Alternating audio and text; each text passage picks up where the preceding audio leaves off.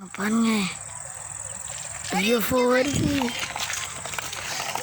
சட சட வண்டி வருது.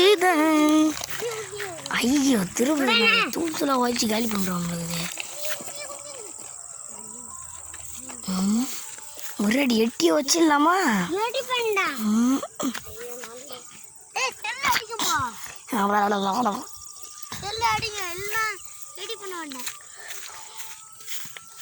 ஒரு செல் அடிக்கலாம் தான் ஏற மாட்டான்.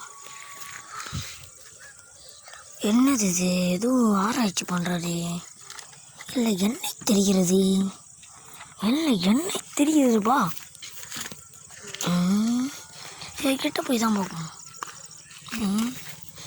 என்ன சாணிலேருந்து எடுத்துன்னு வந்தாரோ? பிச்சை கடாசி திமுக மாதிரி இது.